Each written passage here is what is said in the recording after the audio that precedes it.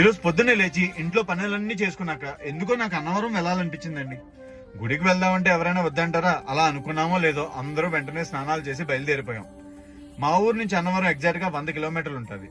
అన్నవరం వెళ్లే దారిలో రాజమండ్రి దాటాక ఒక పెద్ద హనుమంతుని విగ్రహం ఒకటి వస్తుంది. అలా ఇంకొంచెం దూరం అలా పచ్చని పొలాల మధ్యన వెళ్తూ ఉంటే కొండపైన మనకి స్వామి శ్రీ వివేకానంద గారి స్టాచ్యూ కూడా కనిపిస్తుంది. ఈ హైవే మీద స్ట్రైట్ గా వెళ్తే తుని వైజాగ్ వెళ్తాం.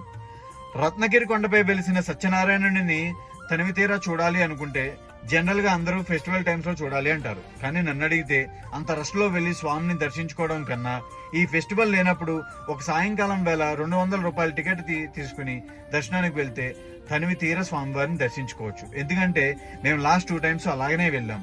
మాకు స్వామివారి దర్శనం చాలా బాగా అయింది. ఇక్కడ పెద్దవారి కోసం లిఫ్ట్ ఫెసిలిటీ కూడా ఉంది. అలా మనం దర్శనం చేసుకుని కిందకు వచ్చాక ఎడం వైపు మనకి గోశాల ఒకటి కనిపిస్తుంది.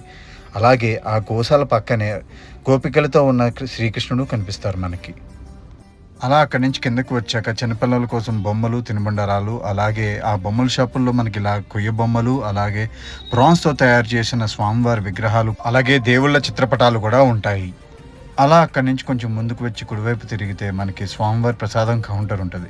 అన్నవరం సత్యనారాయణ స్వామి వారి ప్రసాదం అంటే నచ్చని కూడా ఎవడో ఉండడు. ఆకుతో సహా నాకేస్తారు. అలా బయటకు వచ్చి చల్లంగాని పీల్చుకుంటే అబ్బా భలే ఉంటుందండి.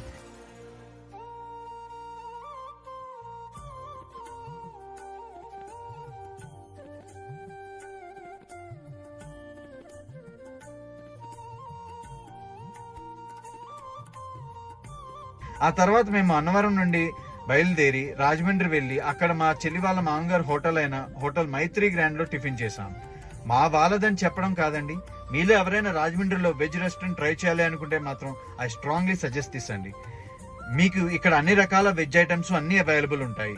మేము ఇక్కడ టిఫిన్ చేసి మేము ఇంటికి రిటర్న్ బయలుదేరాము. మేము ఇంకా ఎక్కడెక్కడికి వెళ్ళాము, ఏమేమి చేసామో తెలియాలి అనుకుంటే మాత్రం please do subscribe to our channel. Thank you.